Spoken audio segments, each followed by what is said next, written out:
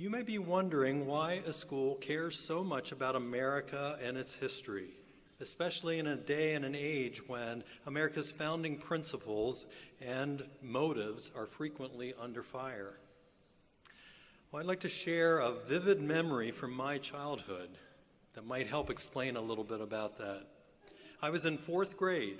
It was a typical school day over in Gettysburg. We were quietly seated, I'm sure, awaiting our teacher, Mr. Keller, to start the day as he always did. That day, however, something strange and confusing happened. Mr. Keller stood before our class and told us that from now on, he would not be allowed to pray and read the Bible to start our school day. It was now unconstitutional. I was not sure what to make of that.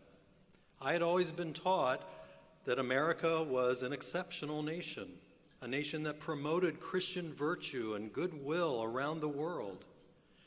I was taught to love my country, to honor those who laid down their lives so that I could enjoy the blessings of liberty, and then to do my part to be sure that there would be an America for my children and my grandchildren. Sadly, no, tragically, those values are no longer being taught in most of the schools in America today. And we are paying a price for that, which will only get more costly as the years go by if we don't right our course now. That is why Dayspring is so determined to preserve and proclaim God's hand in America's history. God sowed that missional DNA into our school more than 30 years ago at our founding.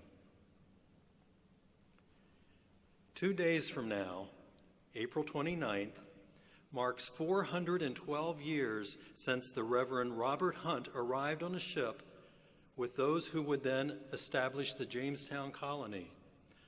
On that day, he stepped ashore, planted a cross, and led in this prayer.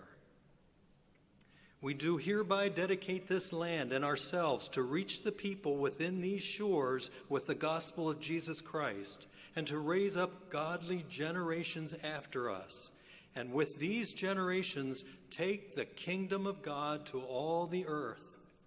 May this covenant of dedication remain to all generations as long as this earth remains, and may this land, along with England, be evangelist to the world. May all who see this cross remember what we have done here, and may those who have come here to inhabit this land join us in this covenant and this most noble work that the Holy Scriptures may be fulfilled. America had a gospel purpose from the start, but today we must make a choice. How do we proceed? What are the things that really matter? What things will truly last? As Christ followers, there are things that we can and must do. One of those things is to reclaim the education of our children.